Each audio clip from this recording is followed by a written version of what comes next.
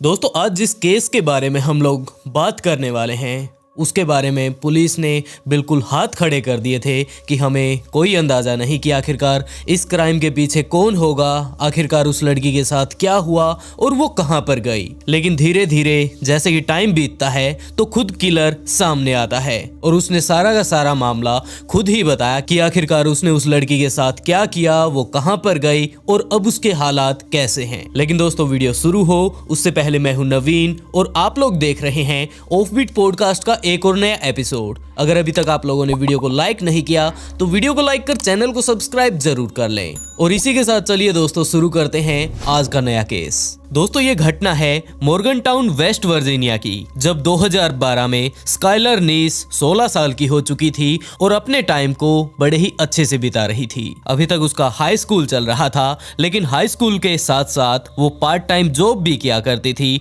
और उसका जॉब करने का जो प्लेस था वो था एक रेस्टोरेंट जहां पर वो कस्टमर को फूड सप्लाई किया करती थी। उसके माता पिता मैरी और डेविड दोनों के दोनों इस बात को लेकर काफी ज्यादा खुश थे कि हमारी बच्ची कितनी ज्यादा एक्टिव है और अभी तक इसका हाई स्कूल ही चल रहा है और इसने अभी से अपना काम धाम संभाल लिया है और ये शायद अपनी जिंदगी को काफी खुशहाल बिताएगी। क्योंकि अगर इसके घर संभालने को देखा जाए, काम करने के तरीके को देखा जाए और अपने उस पार्ट टाइम जॉब को संभालने को देखा जाए, इसकी अपनी स्टडी को देखा जाए या अपने दोस्तों के साथ इसका जो मिलनसार तरीका है, ये सच में ही काफी ज्यादा लाजवाब है और हो ना हो आने वाला इसका भविष्य जरूर ब्राइट रहेगा। उसके माता पिता अक्सर इस बात को काफी ज्यादा याद किया करते थे कि जब स्काइलर काफी ज्यादा छोटी थी तो उसके पिता के साथ और उसके खुद के साथ एक ऐसी घटना थी जिसे उसकी माँ अक्सर इस बात को लेकर उसके पिता के साथ बातें किया करती थी कि वो बचपन वाला समय कितना ज्यादा मजेदार था। और उसके पिता भी कहा करते थे कि हाँ, मैं उस टाइम को कभी नहीं भूल सकता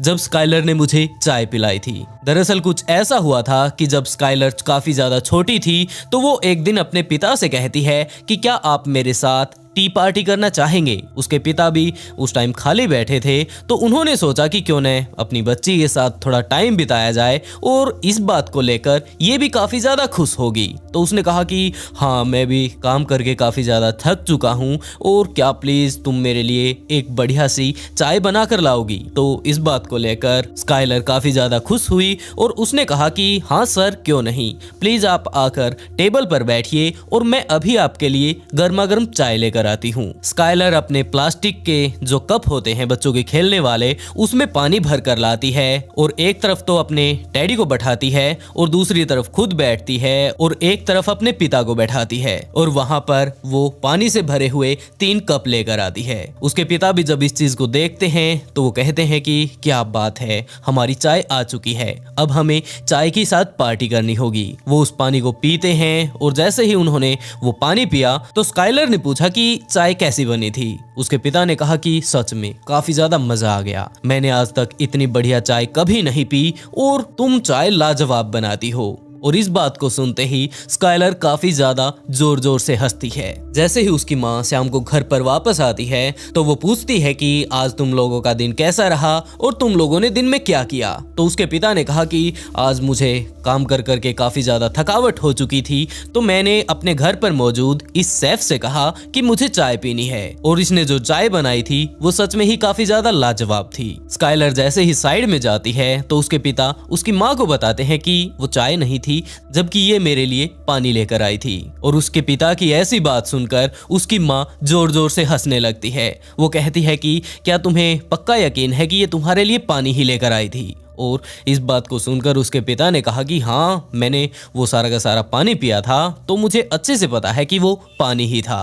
तो उसकी माँ ने कहा कि क्या तुम्हें नहीं पता कि ये काफी ज्यादा छोटी है तो ये किचन में जाकर पानी नहीं ले सकती। तो इस बात को सुनकर उसके पिता को भी कंफ्यूजन होने लगा कि अगर ये किचन से पानी नहीं लाई तो इसके पास पानी कहाँ से आया। तो उसकी माँ ने कहा कि पिछली बार इसने लाकर मुझे भी पानी ऑफर किया था, दरअसल ये हमारे बाथरूम से जाकर पानी लाई है। और जैसे ही उसके पिता को इस बात का पता चला तो उनका काफी ज्यादा बुरा हाल हो गया। धीरे धीरे कर स्काइलर तो बड़ी होने लगी लेकिन उसके माता पिता को उसकी ये बात अभी भी याद थी। इसी तरह टाइम बीत रहा था और एक दिन आया 5 जुलाई 2012 का, जब स्काइलर अपना पूरा दिन की ड्यूटी करके वापस शाम को घर पर आती है और अपने माता पिता से मिलने के बाद, खाना वगैरह खाने के बाद अपने रूम में जाती है और उन्हें कहती है कि आज मैं काफी ज्यादा थक चुकी हूँ और प्लीज मुझे सुबह भी जल्दी मत उठाइएगा, मैं थोड़ा लेट तक सोना चाहती हूँ। ये बात बोलकर वो अपने रूम में चली गई। अगले दिन की सुबह होती है और उसके माता पिता अपने अपने काम पर जाने के लिए तैयार होने लगते हैं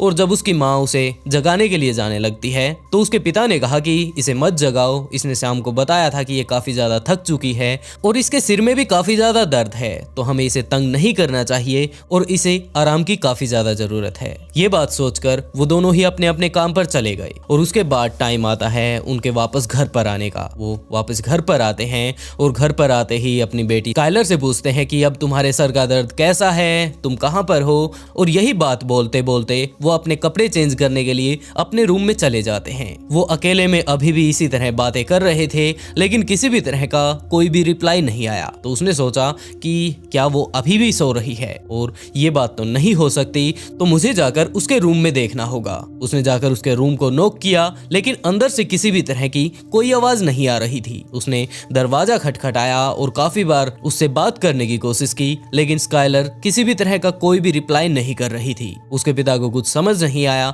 तो उसने स्काइलर के पास कॉल किया कि हो सकता है वो ठीक हो गई हो और वापस अपने रेस्टोरेंट पे चली गई हो। जैसे ही स्काइलर के पिता ने स्काइलर के पास कॉल किया तो उसने फोन नहीं उठाया, तो उनके दिमाग में यही आया कि हो सकता है वो अभी भी अपने रेस्टोरेंट पर काम कर रही हो। शाम होते ही उसकी माँ भी घर पर वापस आ गई और उसने आते ही उसके पति से पूछा कि अब स्काइलर कैसी है, तो उसने बताया कि वो यहाँ पर नहीं है, हो सकता है वो ठीक हो गई हो और अपने रेस्टोरेंट पे चली गई हो। अभी उसके पास मैंने कॉल भी किया था लेकिन उसने कॉल का जवाब तो नहीं दिया, तो हो सकता है वो ठीक ही हो गई होगी और हो सकता है वो अपने रेस्टोरेंट पर काम कर रही हो। इसी तरह थोड़ी देर और बीतती है जिसके बाद स्काइलर के पिता के पास रेस्टोरेंट वालों का कॉल आता है और वो पूछते हैं कि स्काइलर अभी तक रेस्टोरेंट पर नहीं आई है और हमने काफी देर तक उसकी वेट की और अब आपके पास कॉल किया है क्योंकि वो खुद अपना फोन नहीं उठा रही थी और कल उसकी थोड़ी तबीयत खराब थी। जैसे ही उसके पिता को ये बात पता चलती है तो उन्हें काफी ज्यादा अजीब लगा। उन्होंने कहा कि वो यहाँ पर नहीं है और हम लोगों ने यही सोचा था कि वो यहाँ पर नहीं है तो वो शायद आप लोगों के पास रेस्टोरेंट पर पहुंच चुकी होगी, लेकिन वो वहां पर भी नहीं थी। तो उसके पिता ने जल्द से जल्द उसके रूम पर जाकर उसका दरवाजे को खोलने की कोशिश की और चिल्लाने की कोशिश की कि शायद वो अंदर ही हो और अभी तक सो रही हो। तो उन्होंने जैसे ही वहां पर जाकर दरवाजा खटखटाने की कोशिश की और स्काइलर को बुलाने की कोशिश की तो अंदर से किसी भी तरह का कोई रिप्लाई नहीं आ रहा था। उसके पिता काफी ज्यादा घबराने लगे और उन लोगों ने उस दरवाजे को तोड़ दिया। दरवाजे को जैसे ही तोड़ा गया उसके पिता कमरे के अंदर जाते हैं तो वहां पर वो देखते हैं कि यहाँ पर स्काइलर है ही नहीं। वो वहां पर मौजूद चीजों को देखती है जो कि पूरी तरह से सेट थी, तो उन्हें समझ नहीं आ रहा था कि आखिरकार वो गई कहां पर। अपने रेस्टोरेंट पर भी नहीं गई, यहाँ पर भी नहीं है और आज से पहले तो ऐसा कभी भी नहीं हुआ। वो इसी तरह उसके रूम के अभी छानबीन कर रहे थे कि शायद उन्हें कोई ऐसी चीज मिल जाए जिससे वो अंदाजा लगा सकें कि आखिरकार स्काइलर कहां पर है। तो उन्होंने पाया कि इसका रूम बिल्कुल अच्छी तरह से सेट है जैसे कि आमतौर पर हुआ करता है, लेकिन एक खिड़की की अगर बात की जाए तो उसे खोलकर साइड में रखा गया है। उसके पिता ने उस खिड़की से अपना फेस बाहर निकालने की कोशिश की और बाहर के हालात जब उन्होंने देखे तो वो काफी ज्यादा आम थे, सिर्फ और सिर्फ एक चीज को छोड़कर, जो कि थी एक, दरअसल उस खिड़की के जस्ट नीचे एक कुर्सी लगाई गई थी। उसके पिता को जैसे ही इस कुर्सी का पता चला तो उन्हें अंदाजा होने लगा कि हो सकता है वो रात को यहाँ से बाहर चली गई हो और वो अपने दोस्तों के साथ हो, लेकिन आज से पहले उसने ऐसा कुछ कभी भी नहीं किया था। तो ये चीज उन लोगों के लिए काफी ज्यादा अजीब थी। उन्होंने थोड़ी देर और वेट किया और अभी तक उन्हें कुछ समझ नहीं आ रहा था कि आखिरकार हमारी लड़की कहां पर गई और आज से पहले तो वो इस तरह से कभी भी खिड़की से बाहर नहीं गई थी और उसके साथ क्या हुआ है। क्या वो खुद गई है या फिर उसके साथ किसी ने जबरदस्ती की थी। अभी भी वो इन्हीं उलझनों में पड़े हुए थे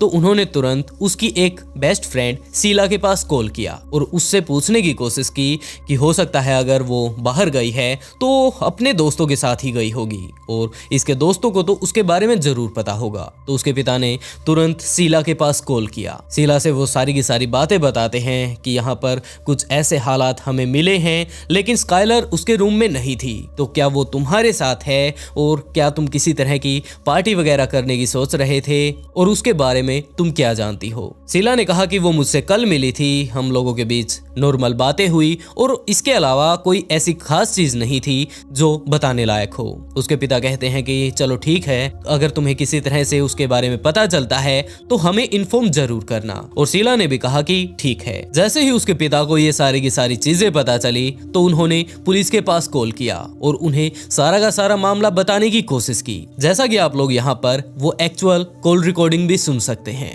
Long County 911, do you have an emergency? I have a 16-year-old daughter who apparently snuck out of her room last night. She has not been home, hasn't went to work, can't get a hold of her from any of her friends. I am scared to death. Has she done this before? No.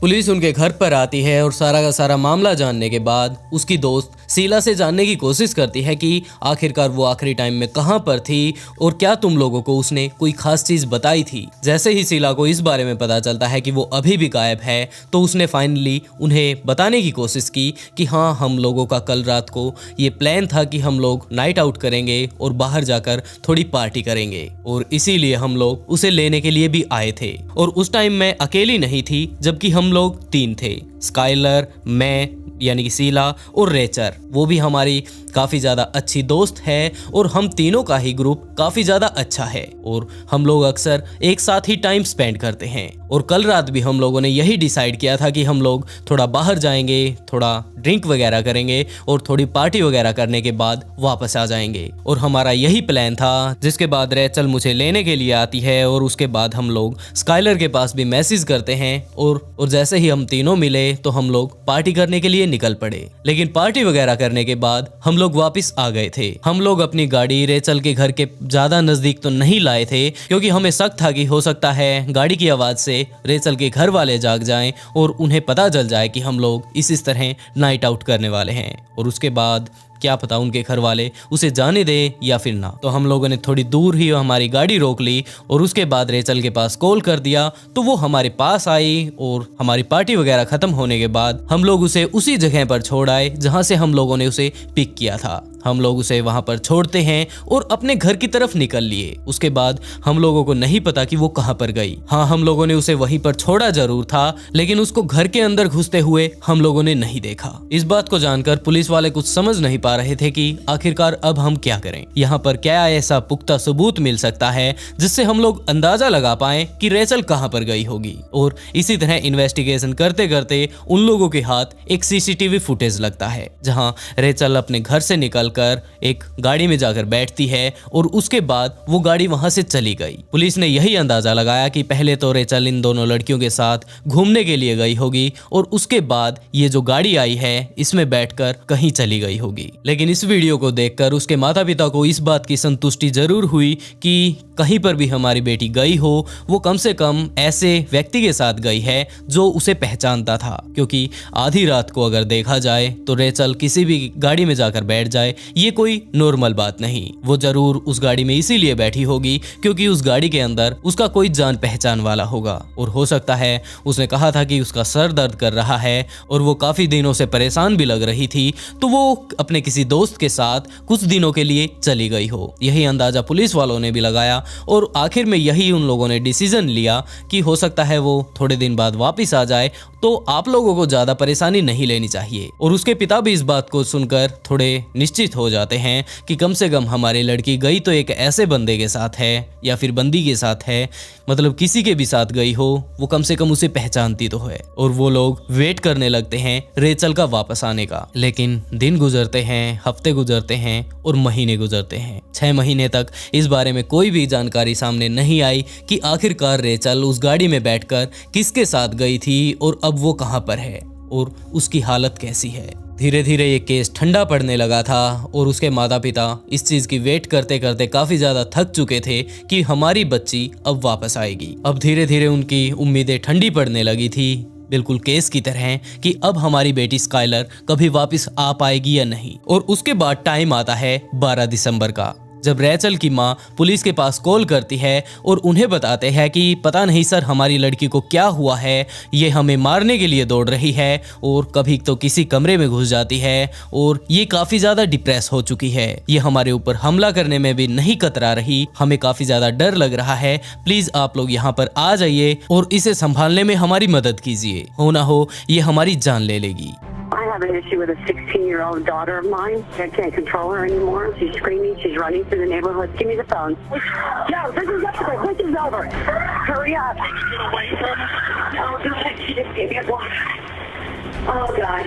Hurry up, please. Police Rachel के घर पर पहुंचती है और उसके पास जाकर उसे पकड़ने की कोशिश करती है और उन्हें पता चला कि इसे हमारी नहीं जबकि हॉस्पिटल की जरूरत है। वो लोग उसे हॉस्पिटल में लेकर जाते हैं और उसे मेंटली डिपार्टमेंट में ले जाकर उसके ऊपर थोड़े टेस्ट किए जाते हैं और जैसे ही रिपोर्ट सामने आती है तो उसे कुछ गोलियां दी जाती हैं। वो गोलियां खाने के बाद ठीक जरूर हो गई, लेकिन ठीक होने के बाद भी वो घर नहीं जबकि पुलिस स्टेशन जाती है और वहां पर जाकर कहती है कि सर मुझे अभी भी यही लग रहा है कि मैं अच्छे से ठीक नहीं हो पाऊंगी और मुझे काफ़ी ज़्यादा डर लग रहा है क्योंकि मेरे दिमाग में काफ़ी ज़्यादा स्ट्रेस भरा हुआ है और मैं आप लोगों को काफ़ी कुछ बताना चाहती हूँ। पुलिस वालों ने कहा कि कोई बात नहीं, आप जो कुछ भी बताना चाहती हैं हमें बता दीजिए, लेकिन उससे पहले आप अपनी गोलियां लीजिए और ठीक आप उसी से होंगी। तो रेचल ने कहा कि सर दवाइयों से ज़्यादा मैं आप लोगों को अगर मेरी प्रॉब्लम का कारण बता देती हूँ तो शायद उससे मैं जल्दी ठीक हो जाऊंगी। तो पुलिस वालों ने भी कहा कि चलिए आप अपनी दिक्कत ही बता दीजिए, अगर आपको लगता है कि इससे अगर आप ठीक हो जाएंगी तो हमें क्या प्रॉब्लम है। और रेचल ने बताने की कोशिश की कि आखिरकार उसकी दोस्त स्काइलर के साथ असल में क्या हुआ था। रेचल ने कहा कि सर जिस दिन स्काइलर अपने घर पर गई थी यानी कि वो आखिरी रात, तो उसके साथ हमारी काफी ज्यादा लड़ाई हुई थी। हम लोगों की अक्सर लड़ाई होती रहती थी लेकिन उस दिन कुछ ज्यादा ही बढ़ गई। हमारे साथ लड़ाई करने के बाद जैसे ही वो अपने घर पर गई तो असल में उसके सर में जो दर्द था वो इसी चीज का था और उस रात हम लोगों ने उसके पास कॉल किया और उसे मनाने की कोशिश की लेकिन वो फिर भी नहीं मान रही थी, लेकिन हम लोगों ने फिर भी जोर जबरदस्ती करके उसे मना लिया और उसे राजी किया हमारे साथ बाहर नाइट आउट करने के लिए। इससे पहले भी हम लोग इसी तरह रात को घूमने के लिए जा चुके थे, लेकिन असल में अगर देखा जाए तो सुबह होने तक हम लोग वापस लौट कर आ जाते थे और इसी तरह वो अपने कमरे में जाकर सो जाती और थोड़ी देर बाद वो अपने घर वालों से मिल लेती। लेकिन इस बार थोड़ा अलग हुआ, वो अपने घर वालों से जाकर उस दिन गुड नाइट बोलती है और उसके बाद जाकर सोने लगी थी, लेकिन उससे पहले ही हम लोग उसके साथ बात करने लगते हैं और काफ़ी देर बाद वो मान भी जाती है। हम लोग इसी तरह उसे पिक करते हैं और पिक करने के बाद वहीं हमारे घूमने वाली जगह पर उसे लेकर जाते हैं। लेकिन इस बार शीला और मैं यानी कि रेचल स्काइलर से काफ़ी ज़्यादा गुस्सा थे क्योंकि अक्सर गलती उसी की हुआ करती थी और हर बार हम ही लोग जाकर ये बात बोला करते थे कि कोई बात नहीं और हम ही उससे माफ़ी मांगा करते थे, लेकिन ये उसका हर बार का हो चुका था और वो हमें तो कभी समझती ही नहीं थी। इस बार हमें काफ़ी ज़्यादा गुस्सा आ चुका था कि कभी भी मुंह उठाकर ये निकल पड़ती है और हम लोग सिर्फ पीछे इसकी वेट करते रह जाते हैं। तो अब की बार गुस्से गुस्से में हम लोग उसे अपने साथ बैठाकर वहीं उसी जगह पर पहुंचते हैं जहां पर हम लोग आमतौर पर जाया करते थे और जैसे ही हम लोग गाड़ी से बाहर निकलकर जाकर अपने उसी पत्थर पर बैठते हैं जिस पर जाकर हम लोग आमतौर पर पहले भी पार्टी किया करते थे, तो वहां पर जाते ही मैंने अपने पॉकेट में देखा तो मेरे पास लाइटर नहीं था। तो मैंने स्काइलर से कहा कि गाड़ी में लाइटर पड़ा है, क्या तुम उसे उठा लाओगी? और स्काइलर उसे उठाने के लिए चली भी जाती है, लेकिन जैसे ही वो लाइटर उठाने के लिए झुकती है तो हम लोग पीछे पीछे उसके वहीं गाड़ी के पास जा चुके थे। हमारे सामने उसकी कमर थी, हम दोनों के पास छिपाए हुए 2 चाकू थे। वो आगे बैंड हो चुकी थी और हम लोगों ने पीछे से उसकी कमर में 2 चाकू घुसा दिए। जैसे ही उसकी कमर में चाकू लगते हैं तो उसे पता चल गया और वो भागने की कोशिश करने लगी, लेकिन वो चाकू काफी ज्यादा गहरे लगे हुए थे और उनमें से काफी ज्यादा खून भी निकल रहा था। तो स्काइलर काफी दूर तक तो भागती है, लेकिन काफी दूर भागने के बाद उसके शरीर से हद से ज्यादा खून बह चुका था और वो कमजोर हो चुकी थी, जिसके बाद वो वहीं पर गिर गई और हम लोगों ने अपने वो दोनों चाकू उसके शरीर से निकाले। उसने कहा कि तुम लोग मेरी दोस्त ही तो हो, आखिरकार तुम मुझे ही क्यों मार रही हो? तो हम लोगों ने आओ देखा न ताओ लगातार उसके ऊपर वार किए और उसके बाद जब वो पूरी तरह से मारी गई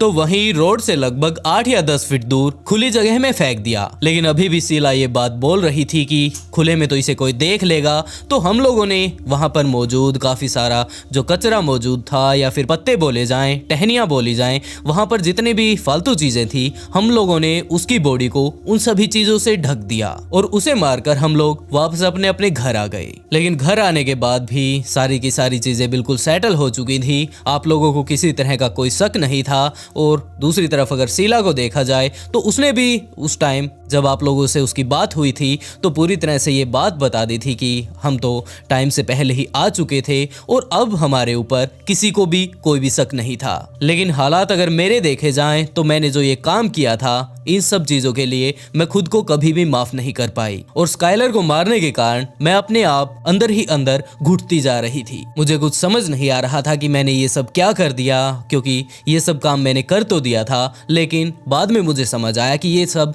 काफी ज्यादा छोटी बात थी और उस लड़की की जो मैंने जान ले ली वो काफी ज्यादा गलत हुआ। और इन सब चीजों के कारण ही मैं अपने आप को माफ नहीं कर पा रही थी। मेरा गुस्सा काफी ज्यादा बढ़ता जा रहा था और कारण यही था कि जो मैंने अब ये गलती की थी इसे मैं कभी सुधार नहीं सकती थी। पुलिस ने उनका सारा का सारा मामला समझा और उन्हें कोर्ट में पेश किया। उन दोनों की ऐसी बातें सुनकर उन्हें उम्र कैद की सजा सुनाई गई। और वहीं रेचल अगर पैरोल पर बाहर आना चाहती है तो वो 2023 में, यानी कि अब शायद वो आ गई होगी या फिर 1-2 महीने बाद आ जाएगी। और वहीं दूसरी तरफ अगर शीला को देखा जाए तो उसे लगभग 2028 में पैरोल मिल पाएगी।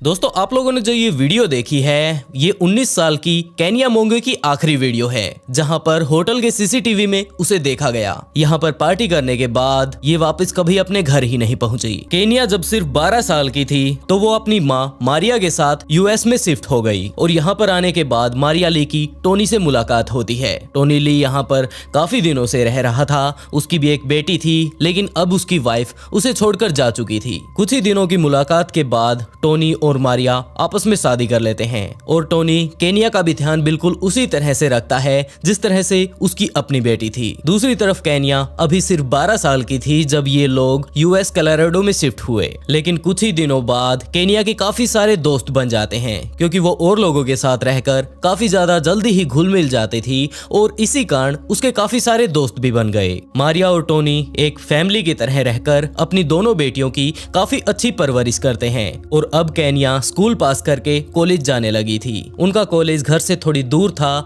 तो केनिया ने ये डिसाइड किया कि वो वहीं पर अपने कॉलेज के ही पास अपने बॉयफ्रेंड लुइस के साथ ही रहा करेगी। इस बात में उसके घर वालों को भी किसी भी तरह का कोई एतराज नहीं था क्योंकि यूएस की तरफ अगर देखा जाए तो बच्चे अपने माता पिता से बहुत जल्द ही अलग हो जाते हैं और ये सारी की सारी चीजें उन लोगों के लिए काफी ज्यादा नॉर्मल भी थी। केनिया काफी बार अपने दोस्तों के साथ बाहर पार्टी करने के लिए जाती रहा करती थी, जिसमें काफी बार तो लुइस भी उसके साथ जाता था। लेकिन 31 मार्च 2011 को वो लोग फिर से पार्टी का प्लान करते हैं, पर लुइस ने इस पार्टी में जाने से मना कर दिया और उसने कहा कि मुझे थोड़ा काम है और अगर तुम जाना चाहो तो तुम जा सकती हो। और इसी तरह अपने सारे के सारे दोस्तों के साथ बातें करने के बाद 24 के होटल जा पहुंचती है। वहीं पर एक बार भी था जहां पर वो लोग जाना चाहते थे। केनिया अभी सिर्फ 19 साल की थी और अगर देखा जाए बार के रूल के अनुसार तो वो लोग इस बात को एक्सेप्ट नहीं करते हैं क्योंकि उनका मानना था कि ये अभी काफी ज्यादा छोटी है। लेकिन केनिया ने आज से पहले भी काफी सारी इसी तरह पार्टी अटेंड की थी और वो इस पार्टी को भी अटेंड करने वाली थी क्योंकि वो और उसके दोस्त अक्सर डुप्लीकेट आईडी का यूज किया करते थे और इसी तरह डुप्लीकेट आईडी लगाकर वो लोग उस बार के अंदर पहुंच भी जाते हैं। और उस बार में घुसकर उन लोगों ने काफी सारे ड्रिंक की, डांस किया और काफी सारा एंजॉयमेंट किया। लेकिन इसी बीच केनिया ने अपने दोस्तों से कहा कि मैं वॉशरूम के लिए जा रही हूँ और उसके दोस्तों ने भी कहा कि चलो ठीक है तुम चले जाओ। और उसके साथ उसका कोई दोस्त भी नहीं गया क्योंकि अगर देखा जाए तो सारे के सारे उसके दोस्त टुल हो चुके थे और सिर्फ साथ जाने की अगर बात देखी जाए तो वो लोग इस पोजीशन में नहीं थे कि वो किसी के साथ जा सकें। तो उन्होंने केनिया से कहा कि ठीक है तुम चली जाओ और हम लोग यहीं पर हैं। केनिया को जाए हुए लगभग 15 से 20 मिनट हो चुकी थी लेकिन अभी तक वो वापस नहीं आई थी। वो लोग उसके पास कॉल करने लगते हैं लेकिन तभी उनका ध्यान जाता है कि उसका मोबाइल, पर्स और गाड़ी की चाबी यहाँ टेबल पर ही रखी है। लेकिन तभी उनमें से एक लड़की कहती है कि चलो ठीक है वो वापस नहीं आई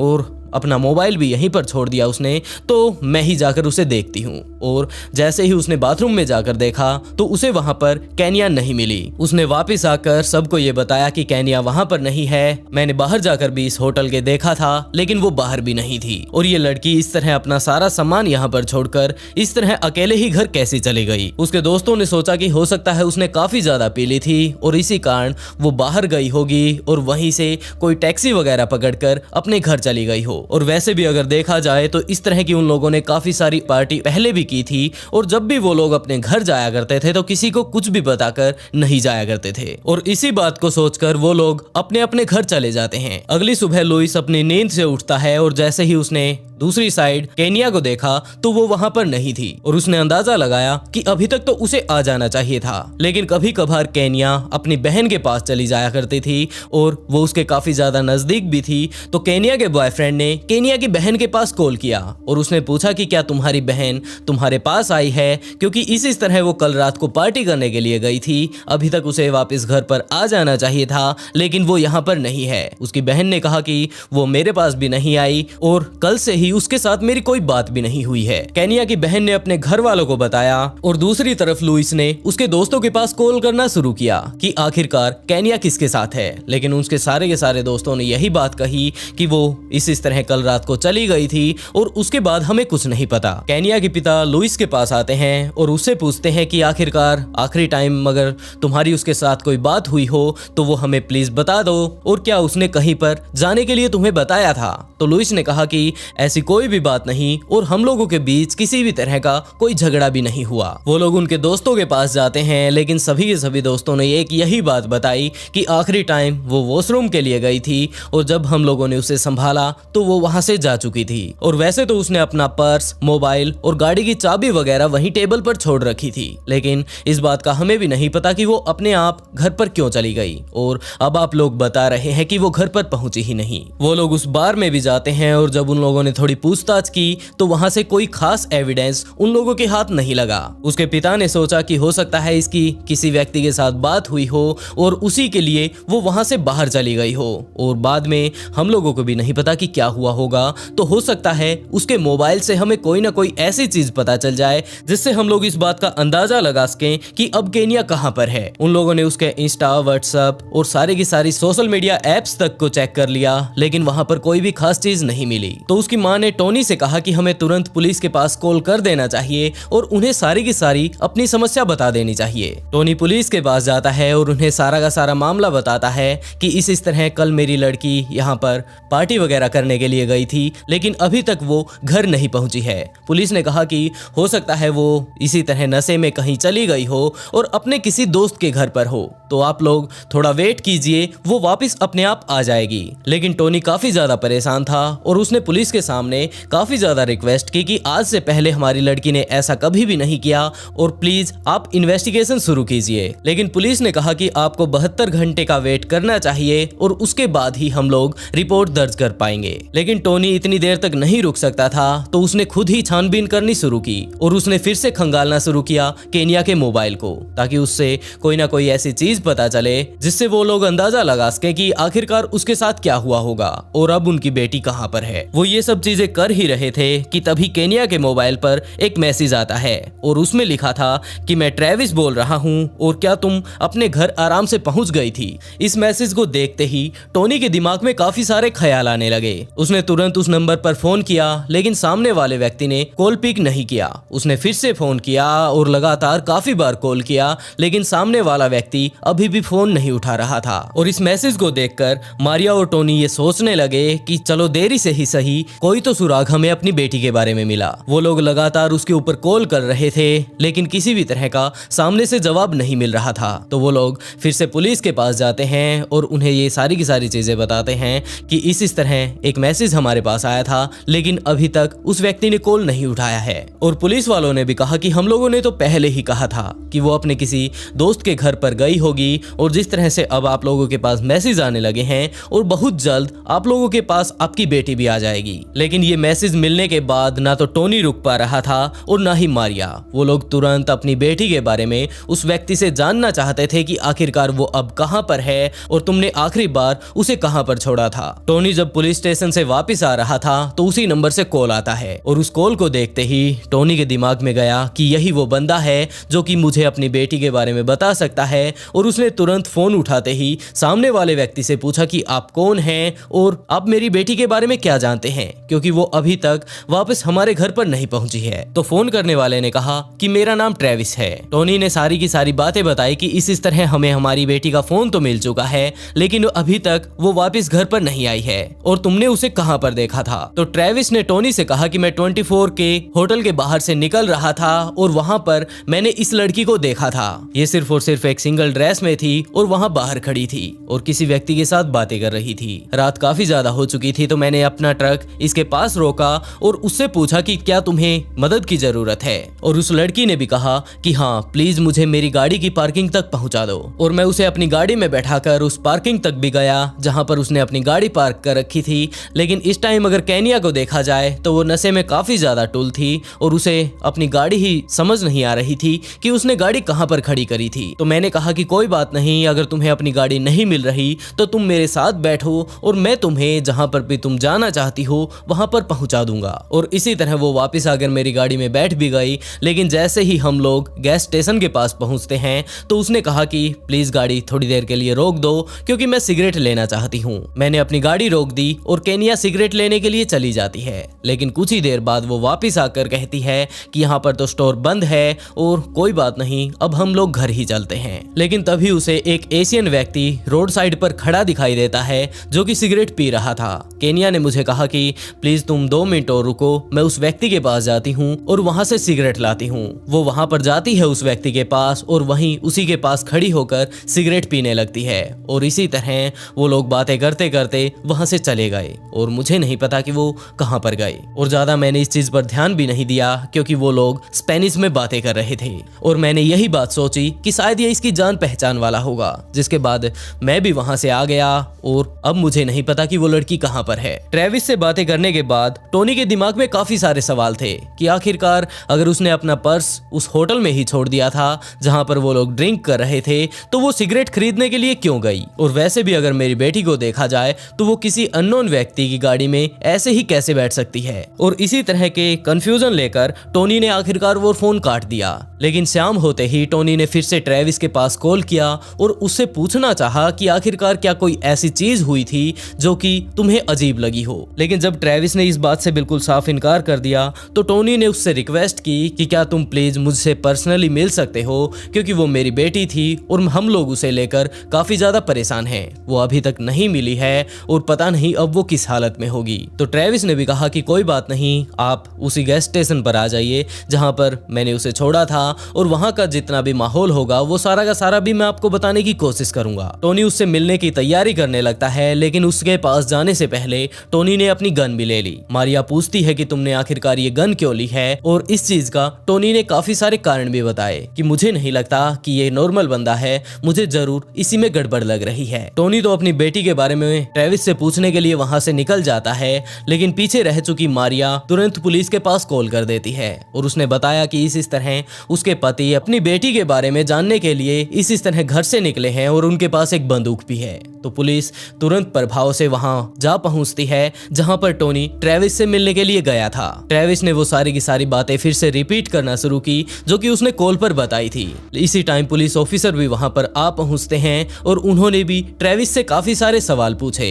लेकिन जिस टाइम पुलिस वाला ट्रेविस से पूछताछ कर रहा था उसी टाइम टोनी उसकी गाड़ी को जाकर देखने लगता है। उसकी गाड़ी से भी ब्लीच की काफी ज्यादा भयंकर तरीके से स्मेल आ रही थी। तो टोनी ने तुरंत इंस्पेक्टर से कहा कि क्या सर आप यहाँ पर आ सकते हैं और जरा इस चीज को देखिए कि ये किस चीज की स्मेल है। पुलिस वाला भी तुरंत वहां पर पहुंच जाता है और खिड़की खोलने से पहले ही वो उस स्मेल को महसूस करने लगता है। इंस्पेक्टर का भी शक ट्रेविस के ऊपर होने लगा तो उसने कहा कि क्या तुम अपनी गाड़ी खोल सकते हो। ट्रेविस ने तुरंत अपनी गाड़ी खोल दी और कहा कि सर आप लोग जिस भी तरह की तहकीकात करना चाहते हैं, हाँ मैं समझ सकता हूँ कि इनकी लड़की गायब है, आप जिस भी तरह से तहकीकात करना चाहें मैं आप लोगों की मदद करूंगा। जैसे ही गाड़ी खोली तो उसमें पता चलता है कि यहाँ पर एक बिल्कुल नया कारपेट बिछा हुआ है और अगर गाड़ी में देखा जाए तो किसी भी तरह का कोई भी ऐसा एविडेंस नहीं जो कि उस लड़की से मिलता हो और इस बात की तरफ इशारा कर रहा हो कि वो लड़की यहाँ पर रहकर अनकंफर्टेबल महसूस कर रही थी। पुलिस वाले ने आगे वाली खिड़की भी खोली जहाँ कंडक्टर साइड उन लोगों ने काफी सारा कचरा देखा। पुलिस वाले ने जब ट्रेविस से पूछा कि ये क्या है तो ट्रेविस ने कहा कि मैं यहाँ पर ही खाता हूँ और कई बार बाहर कचरा ना फेंक कर यहीं पर इकट्ठा कर लेता हूँ क्योंकि बाद में मैं इकट्ठा ही इसे बाहर फेंक देता हूँ। इन्हीं सब घटनाओं के बीच 72 घंटे भी पूरे हो चुके थे और उसके बाद पुलिस ने वो रिपोर्ट भी दर्ज की और तुरंत इस केस को न्यूज में भी फैला दिया कि इस तरह एक लड़की है जो कि इस तरह गायब है और प्लीज आप लोगों से जितनी भी मदद हो सके अगर आप लोगों ने इस लड़की को कहीं पर देखा हो तो तुरंत यहाँ पर आकर हमें संपर्क करें। पुलिस उस होटल भी जाती है जहाँ पर केन्या और उसके दोस्त गए हुए थे लेकिन वहां से उन्हें कोई खास सबूत नहीं मिलता। लेकिन 5 अप्रैल 2011 को मोनिका पुले जो कि एक शॉप की ओनर थी और इसी शॉप में ट्रेविस ने अपनी बेकरी बना रखी थी उसकी कुछ फुटेज लेकर वो महिला पुलिस स्टेशन पहुंचती है। उसने कहा कि ये कैमरा 2 अप्रैल को खराब हो गया था तो इसको ठीक करवाने के बाद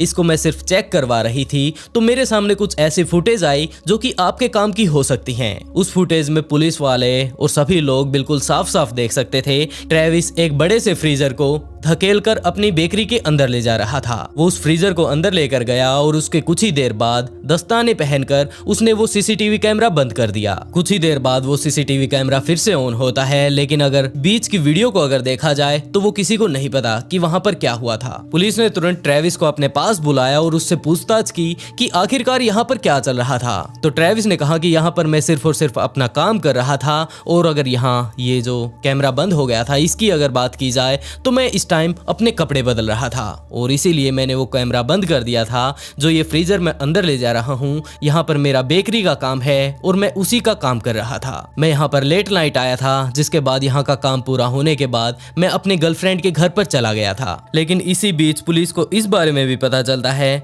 कि 2 या 3 अप्रैल के बीच ट्रेविस को वहीं अपनी बेकरी के पीछे काफी सारी चीजों को जलाते हुए देखा गया था। पुलिस जब ट्रेविस से उसके बारे में पूछती है तो ट्रेविस ने फिर से यही बात कही कि मेरी बेकरी का काफी सारा ऐसा सामान मौजूद था जो कि खराब हो चुका था और मैं सिर्फ उसे ही ठिकाने लगा रहा था। इसी टाइम जब पुलिस ट्रेविस से इन्वेस्टिगेशन कर रही थी तो ट्रेविस काफी ज्यादा रोने लगा और उसने कहा कि अगर इतनी ही प्रॉब्लम आने वाली थी तो मैं उस लड़की को इस तरह अकेले कभी भी नहीं छोड़ता, उसके घर तक उसे पहुंचा कर आता और आज अगर देखा जाए तो इसके घर वाले भी काफी ज्यादा तकलीफ में हैं और इसी तरह मैं भी लगातार पुलिस स्टेशन के चक्कर काट रहा हूँ। पुलिस ने उसकी हाथों पर काफी सारे ऐसे निशान भी देखे जो कि कुछ ही दिनों पहले उसके हाथों पर आए होंगे। तो उन्होंने जब उसके हाथों के बारे में पूछा कि ये सब क्या है तो ट्रेविस ने कहा कि मैं एक दिन रोड से पैदल पैदल जा रहा था और एक पागल ने मेरे ऊपर हमला कर दिया और उसी के साथ जब मेरी लड़ाई हुई थी तो ये सारे के सारे निशान उसी टाइम के हैं। ट्रेविस ने बिल्कुल साफ साफ सारी की सारी बातें बता दी थी और पुलिस के पास भी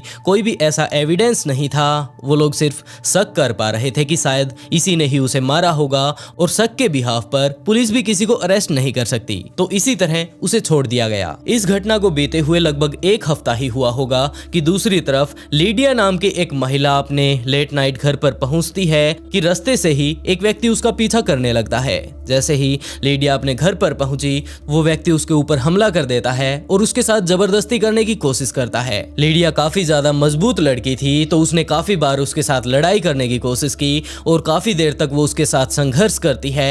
लेकिन एक टाइम ऐसा आया जब वो अटैकर उसके ऊपर आ गया। उसने उसके मुंह पर मुक्का मारा और एक मुक्का उसका ऐसा लगता है कि लीडिया का जो फेस के नीचे का हिस्सा था वो टूट गया और इतनी चोट लगते ही लीडिया भी टूट गई और इतना होते ही उसने लीडिया का रेप किया। वो वहां पर मौजूद काफी सारी चीजों में आग लगा देता है, सारे के सारे एविडेंस मिटाने की कोशिश करता है। जहां पर भी उसने हाथ लगाया था वहीं पर ब्लीच करने की कोशिश करता है और सारा का सारा अपनी तरफ से परफेक्ट काम करने के बाद वो वहां से भाग जाता है। लेकिन अंदर मौजूद लीडिया अभी भी जिंदा थी। उसके हमलावर ने उसके पास जाने से पहले उसके ऊपर काफी सारे और भी हमले किए थे। उसका हत्यारा अपनी तरफ तरफ से पूरी तरह से सेटिस्फाई होकर गया था कि अब ये लड़की लेडिया मारी जाएगी, लेकिन लेडिया अभी भी जिंदा थी। उसे तुरंत हॉस्पिटल पहुंचाया गया और लगभग 6 हफ्तों तक हॉस्पिटल में रहने के बाद आखिरकार वो कोमा से बाहर आ जाती है। उसके बचने के कोई भी आसार नहीं थे, लेकिन डॉक्टर्स की कड़ी मेहनत के चलते वो बच जाती है। पुलिस को भी उसकी बॉडी से उसके हमलावर का डीएनए मिल गया,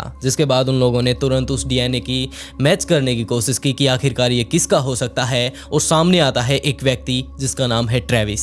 इस टाइम अगर ट्रेविस को देखा जाए तो वो एक और नए हमले के लिए तैयार हो रहा था, लेकिन उससे पहले ही पुलिस ने उसे जाकर दबोच लिया और उसे अपने साथ पकड़कर पुलिस स्टेशन लेकर गई। वहां पर ले जाते ही उससे सारी की सारी पूछताछ की। अब जो उसका नया टारगेट था उसके बारे में पूछताछ की, और इसी पूछताछ के बीच में ही उन्होंने केनिया वाला केस भी उसके सामने रखा और उससे पूछा कि तुम इस केस में किस तरह से इन्वॉल्व थे।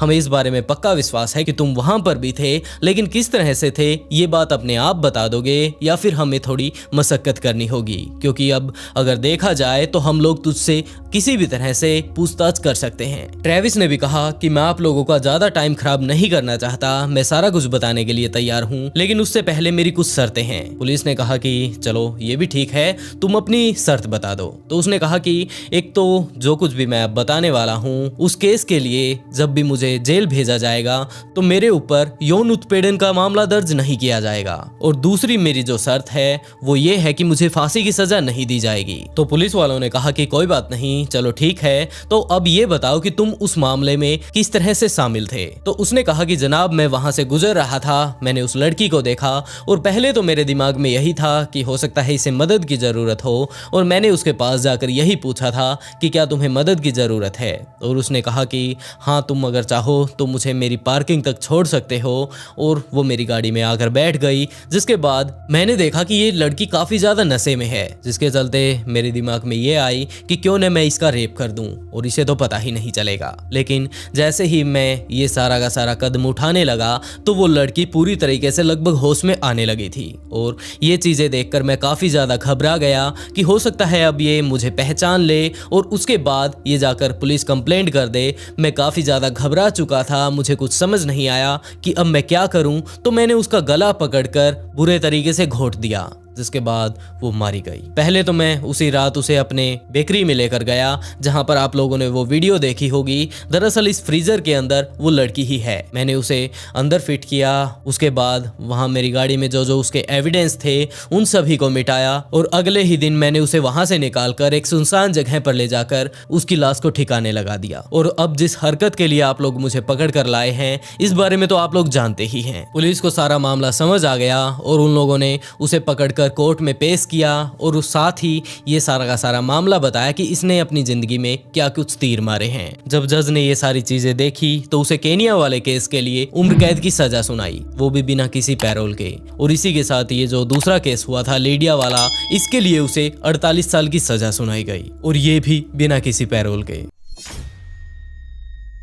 3 नवंबर 1984 लिसा मैगवे रेस्टोरेंट से छुट्टी लेकर वापस अपने घर जा रही थी, क्योंकि वो एक रेस्टोरेंट पर काम किया करती थी। और आज के अगर टाइम को देखा जाए तो काफी ज्यादा वो लेट हो चुकी थी, क्योंकि उसकी एक कोवर्कर बीमार होने के कारण अपने काम पर नहीं आ पाई, और लिसा के बॉस ने उससे रिक्वेस्ट की थी कि वो डबल शिफ्ट लगा ले। लिसा को भी अपने घर पर जाकर इतना ज्यादा जरूरी कोई काम नहीं था, तो वो इस बात के लिए मान गई, और इसी के चलते वो रात को लगभग 2 बजे रेस्टोरेंट से निकलती है। जब लिसा अपनी साइकिल से अपने घर की तरफ जा रही थी तो उसने फील किया कि शायद कोई गाड़ी वाला उसका पीछा कर रहा है, लेकिन उसके दिमाग में ये बात भी आई कि इतनी रात कोई उसका पीछा क्यों करने लगा, और हो सकता है ये कोई और नॉर्मल गाड़ी हो। कुछ ही देर बाद वो गाड़ी उसे ओवरटेक कर थोड़ा आगे निकल गई।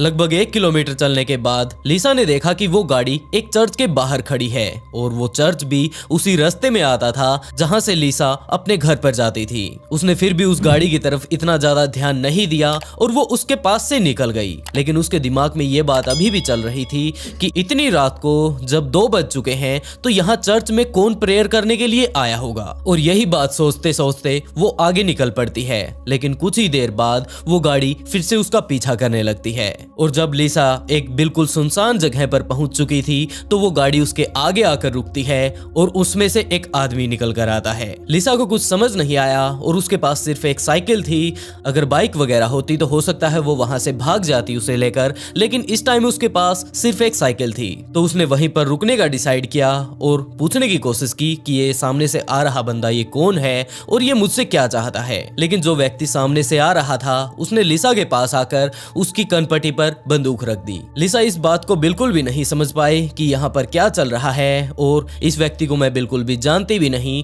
और ऐसी भी कोई हरकत नहीं हुई कि मैंने इसकी गाड़ी को किसी तरह से कोई नुकसान पहुंचाया हो, तो ये मेरा पीछा करके यहाँ पर मेरे पास क्यों आया है और अब मेरी कनपट्टी पर इसने बंदूक क्यों रखी है। उस व्यक्ति ने कहा कि तुरंत तुम अपनी साइकिल यहीं पर छोड़ दो और मेरे साथ चलकर गाड़ी में बैठ जाओ। लिसा के हाथ में कुछ भी नहीं था और अभी तक उसने उस व्यक्ति को अच्छे से देखा भी नहीं था क्योंकि उसने अपने मुंह को कवर कर रखा था और इतनी ही देर बाद उस व्यक्ति ने लिसा की आंखों पर पट्टी बांध दी। जब वो व्यक्ति उसकी आंखों पर पट्टी बांध रहा था तो लिसा ने अपने आप को टाइट करने की कोशिश की और उसने बिल्कुल उसी तरह का ट्राई किया जैसे कि आमतौर पर जब पट्टी बांधी जाती है तो जैसे ही कोई नॉर्मल होता है तो वो पट्टी थोड़ी ढीली हो जाती है और ऐसा ही कुछ लिसा ने भी किया। इतना सब करने के बाद वो व्यक्ति लिसा को अपने साथ अपनी गाड़ी में आगे ले जाकर आगे वाली सीट पर बैठा देता है और ड्राइव करने लगता है।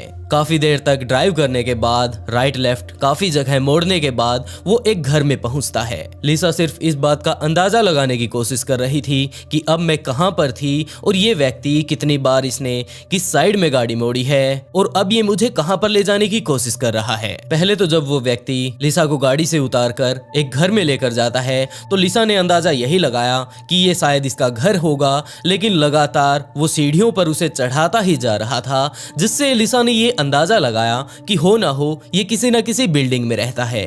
और कुछ ही देर बाद वो लोग एक कमरे में पहुंच गए। वहां पर जाने के बाद उस आदमी ने लिसा का काफी बुरे तरीके से रेप किया। लिसा लगातार उससे एक ही बात बोल रही थी कि प्लीज मुझे जाने दो, जो कुछ भी तुमने किया है मैं इन सब चीजों के बारे में किसी को नहीं बताऊंगी। लेकिन वो व्यक्ति था कि उसे छोड़ने का नाम ही नहीं ले रहा था और लगातार उसका रेप ही करता जा रहा था। अभी भी लिसा की आंखों पर पट्टी बंधी हुई थी और उसने ये फील किया कि जो ये व्यक्ति है जो मुझे यहाँ पर किडनैप करके लाया है और अब मेरा रेप कर रहा है, ये किसी भी तरह से मुझे गुस्से में दिखाई नहीं दे रहा। सिर्फ और सिर्फ बैठकर या तो उसका रेप ही कर रहा था या फिर अपना खाना वगैरह खा रहा था और बीच बीच में लिसा से बातें कर रहा था। तो लिसा ने उस व्यक्ति से और ज्यादा बातें करने की कोशिश की और बीच बीच में उससे ये विश्वास दिलाने की भी कोशिश की कि अगर वो उसे वापस इसी तरह छोड़ देता है तो वो वापस जाकर किसी को कुछ नहीं बताएगी। और इसी तरह बातों बातों में लिसा ने उस व्यक्ति से पूछा कि यहाँ पर टॉयलेट कहाँ पर है, मुझे बाथरूम जाना है। लेकिन उस व्यक्ति ने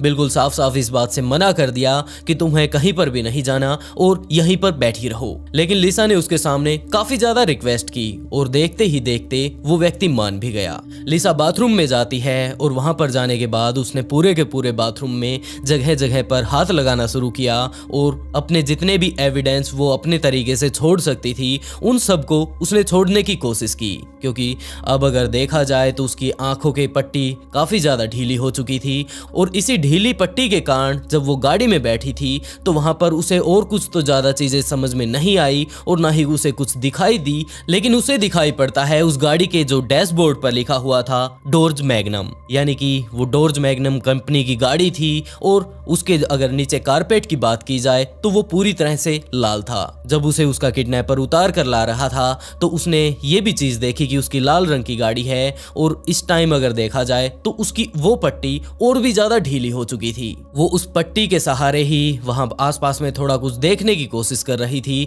कि हो सकता है मैं यहाँ से इससे बचकर निकल भी जाऊं तो जाकर पुलिस को मैं बताऊंगी क्या। तो उसने वहां पर अपने सारे के सारे एविडेंस छोड़ने की कोशिश की और इसी के साथ बिना शोर शराबे के वो वापस उस कमरे में आ जाती है। उसने वापस आकर उस व्यक्ति से पूछा कि अब तुम मेरे साथ क्या करने वाले हो, प्लीज अब मुझे जाने दो और मैं तो तुम्हें पहचानती तक नहीं, जैसा कुछ भी तुम चाहते हो मैं पुलिस को नहीं बताऊंगी कि मेरा किसी भी तरह से किडनैपिंग हुई थी और ऐसा कुछ किडनैपर ने मेरे साथ किया था, तो प्लीज अब मुझे जाने दो। लेकिन उस व्यक्ति ने दूसरी तरफ अपनी जो रिवॉल्वर रखी हुई थी उसे लोड करना शुरू कर दिया। लिसा को समझ आने लगा था कि हो ना हो ये अब अपनी गन लोड कर रहा है, हो सकता है अब ये मुझे मार डाले। तो उसने उसके सामने और ज्यादा दरख्वास्त करनी शुरू की और उसने कहा कि तुम ये सब क्यों कर रहे हो, मैं वापस जाने के बाद तुम्हारा नाम नहीं बताऊंगी किसी को भी और तुम नहीं पकड़े जाओगे, और इतनी क्या खुंदक तुम्हारे अंदर घुसी है कि तुम मेरी जान लेने पर ही तुले हुए हो। तो उस किडनैपर ने कहा कि सारी की सारी महिलाएं एक जैसी होती हैं। तो लिसा ने उससे पूछने की कोशिश की कि तुम ऐसा कुछ क्यों बोल रहे हो और महिलाओं ने तुम्हारा क्या बिगाड़ा है। तो उस किडनैपर ने कहा कि एक समय में मेरी भी शादी हुई थी, मेरी जिंदगी बड़े ही मजे से चल रही थी, लेकिन मेरी पत्नी बेवफा निकली और सारी की सारी महिलाएं ऐसी ही होती हैं। तो मैंने उसी दिन से डिसाइड कर लिया कि जो मेरी वाइफ ने मेरे साथ किया है उसका बदला मैं बाकी महिलाओं से लूंगा। तो लिसा ने उसके सामने रिक्वेस्ट करनी शुरू की। उसने कहा कि मेरे घर पर मेरे एक पिता हैं जो कि काफी ज्यादा बीमार हैं और 1.5 साल से मैं ही सिर्फ उनका देखभाल कर रही हूँ।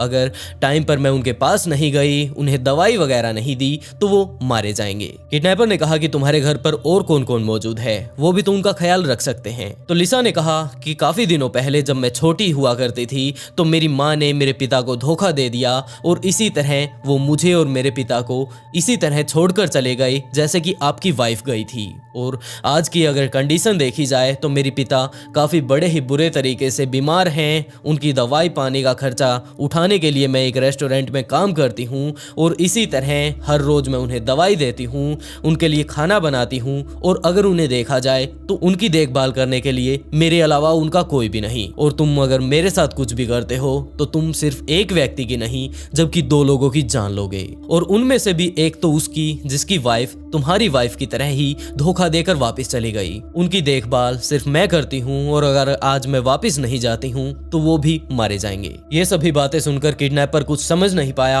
और वो काफी ज्यादा कंफ्यूजन में चला गया। वो खुद से ही बातें करने लगा कि मुझे इस लड़की को छोड़ देना चाहिए, नहीं तो एक और बेकसूर मारा जाएगा जो कि बिल्कुल मेरी तरह परेशान है। लेकिन बीच बीच में वो ये बात भी बोल रहा था कि अगर मैंने इसे छोड़ दिया तो ये पुलिस के पास जाएगी और उसके बाद पुलिस यहाँ पर आकर मुझे पकड़ लेगी और मैं किसी भी तरह से कोई भी एविडेंस नहीं छोड़ना चाहता। लेकिन इसी बीच लिसा भी काफी बार गिड़गिड़ाती है और आखिर में किडनैपर ने यही डिसाइड किया कि मैं इसे छोड़ दूंगा। उसने लिसा को अपने साथ लिया, गाड़ी में बैठाया और वापस उसी तरफ निकल लिया जहां से वो लिसा को लेकर आया था। इस बात को बीते हुए लगभग 20-22 घंटे बीत चुके थे। अभी तक अगर देखा जाए तो लिसा के घर वाले काफी ज्यादा परेशान थे और उन्होंने पुलिस में कंप्लेंट कर दी थी। वो लिसा को लेकर एक सुनसान जगह पर जाता है और वहां पर जाकर उसने अपनी गाड़ी की खिड़की खोल दी जहां से लिसा बाहर निकलती है और उसने लिसा के पास से जाने से पहले उसे ये बात कही कि मैं यहाँ से जब तक चला नहीं जाता तुम्हें अपनी ये पट्टी नहीं खोलनी है और अगर तुम खोलती हो तो तुम अपनी जान गंवा दोगी और यहाँ से जाने के लगभग 5 मिनट बाद तुम अपनी ये पट्टी खोल लेना। तो लिसा ने कहा कि ठीक है, जैसा कुछ भी तुम कहते हो, लेकिन प्लीज मुझे मारना मत। गाड़ी जाए हुए लगभग 5 मिनट बीत चुके थे तो लिसा ने अपनी आंखों की पट्टी खोली। अब फिर से रात हो चुकी थी और वहां पर कोई भी नहीं था। तो लिसा तुरंत अपने घर पर पहुंचती है जहां पर उसके घर वाले उसका वेट कर रहे थे। उसके घर पर पहुंचते ही उसके घर वालों ने उसे पीटना शुरू किया और उससे पूछना शुरू किया कि पिछले 20 से 25 घंटों से तुम कहां पर थी। लिसा ने सारा मामला बताया कि इस तरह किसी ने मेरा किडनैप कर लिया था और उसके बाद वो मुझे इस तरह वापस छोड़कर गया है। इसी बीच उसके घर वालों ने पुलिस के पास भी कॉल किया और उन्हें बताया कि इस तरह ये वापस आ चुकी है और ये ठीक ठाक है। लेकिन इंस्पेक्टर ने कहा कि ये एक नाबालिग लड़की है जिसका अपहरण हुआ था, तो हमें इसका बयान लेना होगा और बयान के तौर पर प्लीज आप लोग इसे एक बार हमारे पास भेज दीजिए। लिसा को जैसे ही पुलिस स्टेशन भेजा जाता है तो वहां पर एक लेडी पुलिस आती है और उसने लिसा से पूछताछ करनी शुरू की।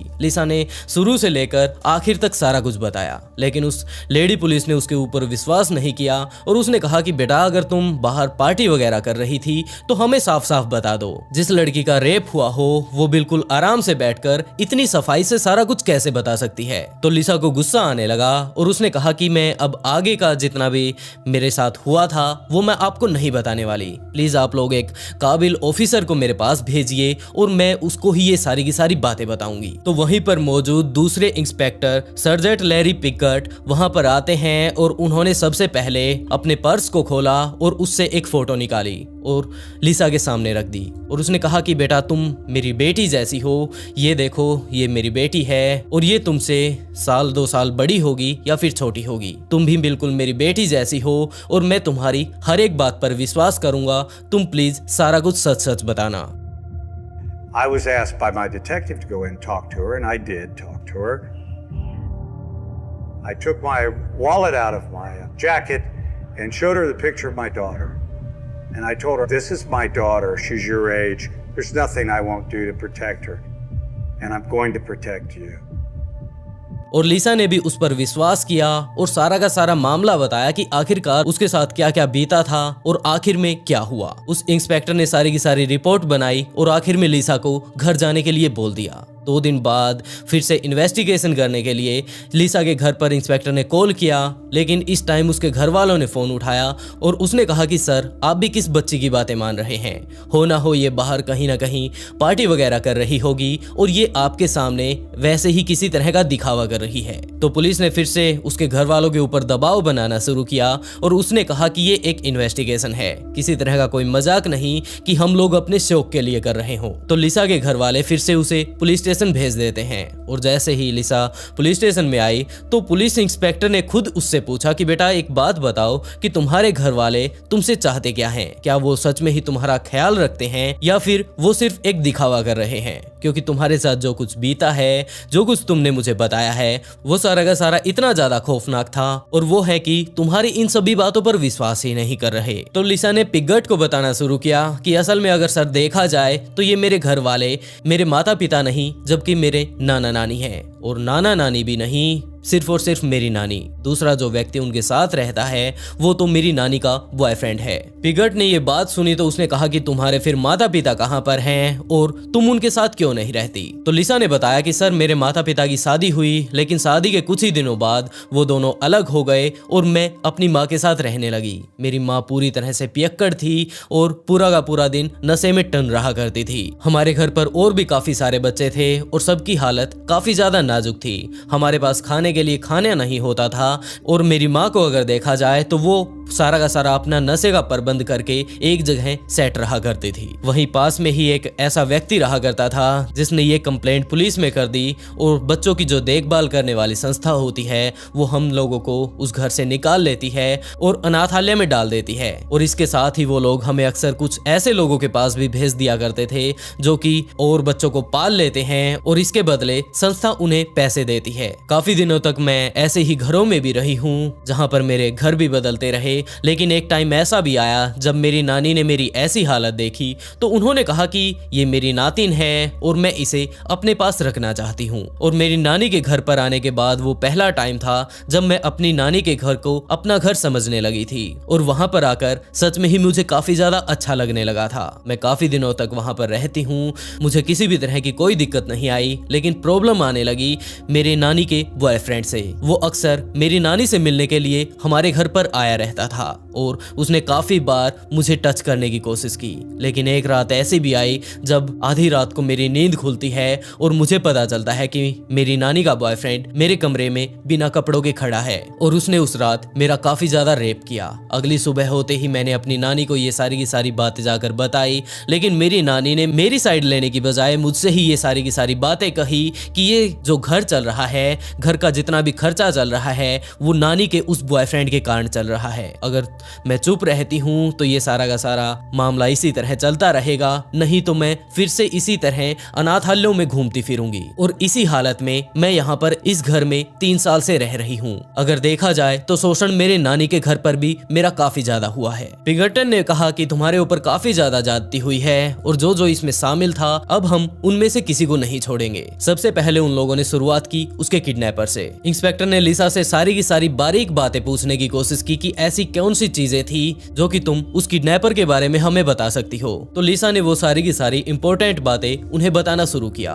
कि उसके पास एक डोर्ज मैग्नम गाड़ी थी, लाल रंग की थी, उसके नीचे एक लाल रंग का ही कारपेट बिछा हुआ था, गाड़ी के डैशबोर्ड पर उसकी कंपनी का नाम लिखा हुआ था। और इस टाइम अगर बात की जाए उसके घर के बारे में तो वहां पर भी मैंने बाथरूम में काफी जगह पर अपने फिंगरप्रिंट छोड़ रखे हैं। और वापस आते टाइम जब उसने अपनी गन को लोड कर लिया था और जब वो मुझे छोड़ छोड़ने के लिए आ रहा था तो उसने रास्ते में एक एटीएम से पैसे भी निकलवाए थे। पुलिस ने सारी की सारी उन गाड़ियों के बारे में छानने की कोशिश की जो कि इस कंपनी की थी, उस इलाके में थी और उस रात एक्टिव रही थी। और दूसरी तरफ वहां पर मौजूद सारे के सारे एटीएम से भी जानकारी निकालनी शुरू की कि पिछले इन दिनों में रात के समय किन लोगों ने पैसे निकाले थे। और जब पुलिस वालों ने ये सारी की सारी चीजें फिल्टर की और जचाने की कोशिश की कि ऐसा कौन सा व्यक्ति था जिसके पास ये गाड़ी थी, ये उस रात वहां पर था और उसने पैसे भी निकलवाए थे, तो उन लोगों के सामने आता है बॉबी जो long. I couldn't really believe I did it. They've tried to portray me like I was some kind of a creature, right? I was just like everybody else out there. Probably 99.9% of the time, I'm as normal as he is or anybody else is. But there's that 1% of the time or whatever that there's some kind of a problem there. ये इन सारी चीजों में बिल्कुल fit था। और इससे पहले भी अगर देखा जाए तो इसकी वाइफ के साथ इसके काफी ज्यादा लड़ाई झगड़े होते रहे थे और अब वो बिल्कुल अकेला था। पुलिस ने लिसा के सामने 6 तस्वीरें रखी और उनमें से अंदाजा लगाने को बोला कि तुम क्या इनमें से किसी को पहचान सकती हो। जिस टाइम वो तुम्हें लेकर गया, तुम्हारे साथ उसने काफी सारी बातें की और काफी सारा टाइम स्पेंड किया था, तो क्या तुम सिर्फ अंदाजा लगा सकती हो। और उसने अंदाजे के तौर पर उन 6 तस्वीरों में से बॉबी को ही चुना। बॉबी को पकड़कर लाया गया और उससे सारी की सारी पूछताछ की गई तो उसने इन सभी बातों से बिल्कुल साफ साफ इनकार कर दिया। लेकिन जब पुलिस उसके घर पर जाती है और वहां पर जब उसके बाथरूम में लिसा के फिंगरप्रिंट्स को पाती है, उसके गाड़ी से भी पुलिस वालों ने काफी सारे लिसा के एविडेंस को जब पाया तो उससे और ज्यादा सख्ती से पूछताछ करनी शुरू की। और इसके बाद बॉबी ने सारी की सारी कहानी खुद ही बता दी। इसके अलावा भी पुलिस ने बॉबी से काफी सारी पूछताछ की और उसके पास जो गन थी, उसकी बुलेट्स को, उसके और एविडेंस को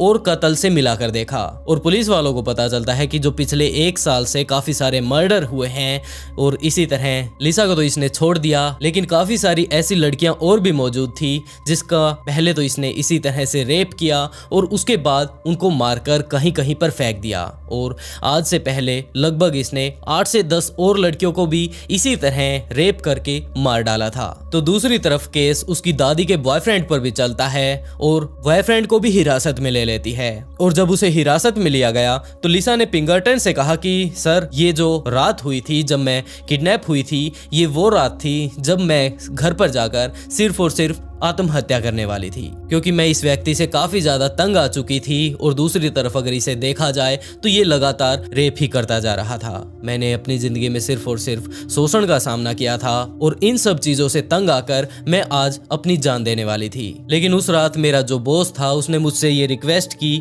कि प्लीज मैं एक शिफ्ट और लगा लूं, क्योंकि जो मेरे साथ काम करने वाला व्यक्ति है वो आज थोड़ा बीमार है। तो मेरे दिमाग में यही बात आई कि घर पर जाकर भी तो मैंने सिर्फ सुसाइड करना है, तो क्यों न मैं जाते जाते किसी की कोई ना कोई मदद कर दूं। उस टाइम रात को 2 बजे मैं निकलती हूँ अपनी शिफ्ट पूरा होने के बाद, और अपने घर पर जब मैं साइकिल से जा रही थी तो रास्ते में इस व्यक्ति ने मुझे किडनैप कर लिया। इसने जैसे ही मेरी कनपट्टी पर बंदूक रखी तो मुझे कुछ ज़्यादा फील नहीं हुआ और मेरे दिमाग में यही बात आई कि मुझे मरना तो है ही, मुझे घर पर जाकर भी मरना है और ये व्यक्ति अगर गन भी चला देता है तो कोई बड़ी बात नहीं। लेकिन धीरे धीरे कर थोड़ी ही देर बाद मुझे इसकी गन से डर लगने लगा, क्योंकि जब मुझे फील होने लगा कि अब मैं सच में ही मारी जाऊंगी तो मुझे अपनी जिंदगी से प्यार होने लगा और घर पर जाकर शायद मैं सुसाइड कर लेती। लेकिन इस व्यक्ति के साथ जब मैंने अपनी जिंदगी को खतरे में पाया तो मुझे अपनी लाइफ से प्यार हो गया। लिसा की दादी के बॉयफ्रेंड पर अभी केस चल ही रहा था कि वो इसी केस के बीच हार्ट अटैक के कारण मारा गया और अब सिर्फ और सिर्फ पीछे बचा था तो वो था बॉबी, जिसे जुलाई 1986 में मौत की सजा सुनाई गई। लेकिन इसकी सजा में लगातार देरी हो रही थी और 23 मई 2019 आते आते इसे आखिरी बार इसका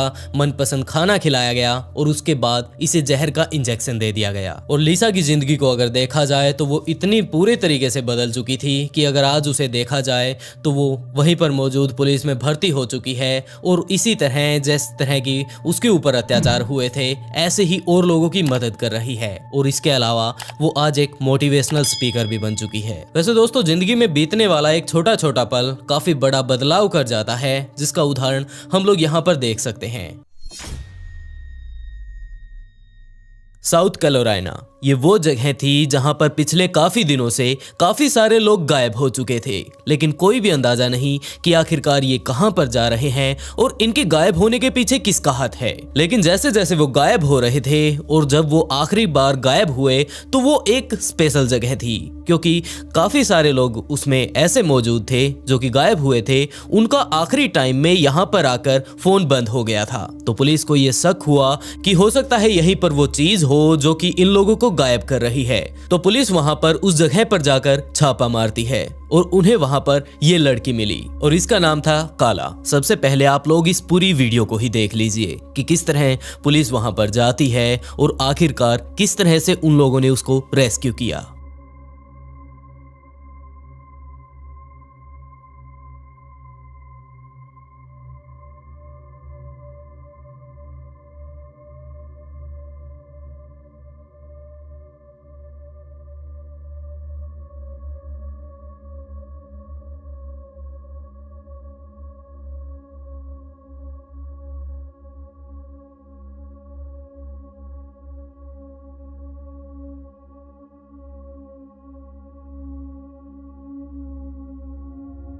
और इसने वापस आकर सारा का सारा मामला बताया कि जनाब मैं यहाँ पर अकेली नहीं जबकि मेरे बॉयफ्रेंड के साथ आई थी और वो इस हादसे का शिकार हो चुका है। लेकिन ये लोग यहाँ पर किस तरह से आ फंसे और यहाँ पर इन्हें लाने वाला कौन था? 7 मार्च 1971 फ्लोरिडा ये वो जगह थी जहां पर टॉड कोल्हेप का जन्म हुआ। इसके शुरुआती दिनों से ही इसके माता पिता के बीच काफी ज्यादा अनबन रहा करती थी और यही कारण था कि जब ये सिर्फ 1 साल का भी नहीं हुआ था उससे पहले ही इसके माता पिता के बीच तलाक हो गया। इसकी माँ ने दूसरी शादी कर ली और वो अभी काफी ज्यादा छोटा था तो वो अपने पिता के साथ नहीं रह सकता था और यही कारण है कि वो अपनी माँ के साथ गया। लेकिन जब वो अपनी माँ के साथ अपने पिता के नए घर में जाता है जहाँ पर उसका पिता भी बिल्कुल नया था क्योंकि पहले वाले के साथ उसकी माँ का डिवोर्स हो चुका था, तो यहाँ पर वो अपने नए पिता के साथ इतना कंफर्टेबल नहीं रह पा रहा था क्योंकि उसका पिता भी कभी भी उसे इस नज़र से नहीं देख पाता कि ये मेरा ही बच्चा है और मुझे इसे पूरा लाड प्यार देना चाहिए, जबकि वो उसे धमकाने पीटने और ऐसी ही कुछ चीज़ों में बिल्कुल भी बर्दाश्त नहीं करता था। जब वो 7 साल का हुआ तो उसे समझ आने लगा था कि ये मेरे असली पिता नहीं है और मेरी माँ के साथ अगर मैं इसी तरह टाइम बिताता रहा तो यहाँ पर किसी भी तरह से मेरी एक हैप्पी लाइफ नहीं हो सकती। तो उसने अपने पुराने पिता से कांटेक्ट करने की कोशिश की और उसकी माँ ने उसके पुराने पिता के पास जो कि उसका असली पिता था उसके पास उसे भेज भी दिया। उसका जो रियल पिता था उसके भी हालात इतने ज्यादा अच्छे नहीं थे जिसके कारण उन दोनों के बीच भी अनबन रहा करती थी। लेकिन उसका पिता अपने बच्चे का पूरा ध्यान रखने की कोशिश करता क्योंकि उसे पता था कि ये मेरा ही लड़का है। लेकिन पूरा दिन उसका पिता काम पर जाया रहता और घर पर अगर टॉड को देखा जाए तो वो अकेला रह जाता। आज से पहले भी वो अपने माँ के घर पर जब रहा करता था वो बिल्कुल अकेला था और यही कारण था कि वो अकेले अकेले रहने के कारण उसका दिमाग इतना ज्यादा विकसित नहीं हो पाया जितना कि अगर सामाजिक तौर पर देखा जाए तो जरूरी होता है। वैसे वो काफी ज्यादा इंटेलिजेंट था लेकिन अगर उसे सामाजिक तौर पर देखा जाए किसी के साथ तो उसका लगाव देखा जाए तो वो इतने अच्छे से नहीं बना पाता था और यही कारण था कि उसका लगातार गुस्सा बढ़ता जाता। एक बार तो ऐसा भी हुआ कि उसने अपने पड़ोस में ही मौजूद एक कुत्ता जब उसकी तरफ भौंक रहा था तो उसने अपने घर से एक बंदूक निकाली क्योंकि उसके पिता बंदूकों के काफी ज्यादा शौकीन थे और उन्होंने काफी सारे बंदूकों के कलेक्शन इकट्ठा कर रखे थे। उसने अपनी बंदूक निकाली और उस कुत्ते को जाकर शूट कर दिया। इसके अलावा भी उसने अपने घर पर मौजूद एक गोल्ड फिश को पानी से बाहर निकाला और उसे काफी देर तक तड़पाया, जिसके बाद उसे फिर से पानी में डाला और फिर से उसे बाहर निकाला और इसी तरह करते करते उसकी भी जान ले ली। अभी तक टॉड काफी बड़ा हो चुका था तो एक दिन उसने अपने पड़ोस में रहने वाली एक लड़की को अपने घर पर बुलाया और उसने कहा कि मेरी गर्लफ्रेंड मुझसे मिलने के लिए आई थी लेकिन वो तुम्हें कुछ बताना चाहती है। तो वो लड़की आराम से उसके घर पर आ गई, लेकिन जैसे ही वो उसके घर पर पहुंची तो टॉड ने उसे अपनी गिरफ्त में लिया और उसके ऊपर अपनी फिर से वही बंदूक तान दी। उसे चुप रहने के लिए कहा और जब वो लड़की चुप हो गई टॉड उसे बेसमेंट में लेकर गया और वहां पर ले जाकर उसने उसका रेप किया। अभी तक वो लड़की चिल्लाने की काफी कोशिशें कर रही थी लेकिन लेकिन टोड ने दूसरी तरफ उसके सिर पर एक बंदूक भी तान रखी थी कि अगर तुमने किसी भी तरह से यहाँ पर शोर शराबा मचाया और किसी को अंदर बुलाने की कोशिश की, मदद के लिए चिल्लाने की कोशिश की, तो तुम यहीं पर शूट कर दी जाओगी। वो लड़की चुपचाप वहीं पर बैठी रही और टोड ने काफी देर जब उसका रेप किया तो उसके बाद उसे जाने दिया। वो पहले तो यही बात सोच रहा था कि ये बाहर जाकर उसका नाम बाकी पड़ोसियों को बता देगी और उसके बाद शायद इसे जेल जाना पड़े, लेकिन टोड ने उसे समझाया और कहा कि अगर तुमने किसी को भी बताया है तो मैं सिर्फ तुम्हारी जान नहीं लूंगा जबकि तुम्हारे पूरे के पूरे परिवार को मार डालूंगा। और यही बात सोचकर उसने उस लड़की को जाने दिया, लेकिन वो उस लड़की ने घर पर जाते ही सारा का सारा मामला बताया और बताया कि किस तरह उसने ये धमकी भी दी है कि अगर मैंने किसी भी अपने घर परिवार वाले को, अपने आस पड़ोस वाले को ये सारी की सारी उसकी हरकतें बताई हैं तो वो मेरे साथ साथ आप लोगों को भी मार डालेगा। उसके घर वालों ने तुरंत पुलिस को बुलाया और पुलिस को सारा का सारा मामला समझाया। इस बात का पता चलते ही पुलिस टोड के घर पर पहुंची और उसे अपने साथ उठा ले गई। वहां पर उसके ऊपर केस चलता है, जिसके बाद उसकी ऐसी हरकतों के कारण उसे 15 साल की सजा सुनाई गई। 15 साल बाद जैसे ही टोड जेल से बाहर निकला तो उसने ये ठान लिया था कि अब वो अपनी एक नई जिंदगी शुरू करेगा और उसके लिए वो साउथ कैरोलिना जाने लगता है। वहां पर जाकर उसने अपनी आगे की पढ़ाई शुरू की। वैसे तो अभी भी वो पढ़ाई कर रहा था, लेकिन अब उसने अपनी रेगुलर पढ़ाई शुरू की। उसकी पढ़ाई बड़े ही मजे से चल रही थी तो उसने डिसाइड किया कि मुझे एक बाइक ले लेनी चाहिए और बाइक लेकर मैं काफी ज्यादा आराम से अपने सारे के सारे कामों को कर पाऊंगा। जहां पर भी मुझे आना या जाना होगा वहां पर मैं आसानी से पहुंच पाऊंगा और मेरा टाइम ही बचेगा। तो उसने शोरूम में जाकर एक नई चकाचक बाइक ली, लेकिन 1 या 2 हफ्ते चलाने के बाद उस बाइक में काफी सारी प्रॉब्लम आने लगी। तो उसने वो बाइक वापस उठाई और उसी शोरूम में ले जाकर खड़ी कर दी कि ये तुम्हारा जो कबाड़ है ये तुम अपने पास रखो और मुझे अपने पैसे दे दो, क्योंकि इसमें काफी ज्यादा खराबियां हैं और इसे चलाने में मुझे काफी ज्यादा प्रॉब्लम आ रही है। उस टाइम वहां पर जो शोरूम के अधिकारी थे वो इस बात को इतना ज्यादा सीरियस नहीं लेते हैं और वो लोग इसी तरह इसे हंसी मजाक में टाल देते हैं और वो कहते हैं कि एक ये छोटी मोटी प्रॉब्लम है, इसे तुम बाहर ही ठीक क्यों नहीं करवा लेते, ये इतनी बड़ी समस्या भी नहीं जितनी कि तुम इसे बनाने की कोशिश कर रहे हो। और एक तरह से वो लोग इसका मजाक उड़ा रहे थे। और ये सारा का सारा मामला देखकर कि मैंने इतने सारे पैसे भर रखे थे, एक नई गाड़ी ली थी और अब ये लोग मेरे ऊपर ही हंस रहे हैं अपने इस कबाड़ को लेकर, तो उसे काफी ज्यादा गुस्सा आया और उसने वहीं पर उन लोगों को धमकाना शुरू किया। लेकिन उन लोगों ने फिर भी इसे ज्यादा सीरियस नहीं लिया तो ये अपने घर पर गया और इसके पिता की जो बंदूकों की कलेक्शन थी उसमें से 2 बंदूकें उठाई। उन्हें उठाकर ये वहां पर शोरूम में पहुंचा और वहां पर मौजूद जो 4 लोग काम कर रहे थे कि इसने जान ले ली। और जान लेने के बाद ये वहां से निकल गया, पता नहीं कैसे, लेकिन पुलिस को भी इस बात का पता नहीं चला कि इस बाइक शोरूम में आकर किसने इन लोगों की जान ली थी। पहले तो वो लोग यही बात सोच रहे थे कि शायद यहाँ पर कोई डकैती करने के लिए आया होगा और जैसे ही यहाँ पर किसी तरह का खतरा उसने महसूस किया तो उसने इन सभी को शूट कर दिया होगा और बाद में यहाँ से पैसे भी नहीं उठा पाया और इसी तरह करके वो मामला रफा दफा कर दिया गया और टोड भी उस मामले से बच निकलता है। टोड को अभी अपना एक बिजनेस जचाना था, लेकिन उसे कुछ समझ नहीं आ रहा था तो उसने इसी तरह सोचते समझते 2006 में रियल एस्टेट में काम करना शुरू किया और देखते ही देखते उसकी कंपनी की काफी अच्छी ग्रोथ भी होने लगी। वो अपने कंपनी में मौजूद सभी के सभी कर्मचारियों का काफी अच्छा ख्याल रखता और उन्हें जिस भी तरह की उनकी मदद चाहिए होती थी वो उनकी मदद लेता भी और उनकी मदद बड़े ही मजे से करता भी। और यही कारण था कि उसके सारे के सारे कर्मचारी उससे काफी ज्यादा खुश थे। इसी टाइम उसके रियल एस्टेट में काफी ज्यादा प्रॉफिट हो रहा था तो उसने एक अपने लिए काफी ज्यादा आलीशान घर खरीदा। घर के आसपास भी उसने काफी सारा एरिया खरीद लिया था और उसके अंदर उसने काफी सारी ऐसी बॉर्डर लाइन भी बनाई, तारे खिंचवाई जिससे कोई भी उसके घर के आसपास भी ना आ सके। इसी तरह टाइम चल रहा था और उसका रियल एस्टेट में काफी ज्यादा अच्छा प्रॉफिट भी हो रहा था और इस प्रॉफिट के कारण जिस तरह से उसके पास पैसा आ रहा था तो वो पैसा खर्च करने में भी कोई कमी नहीं छोड़ रहा था।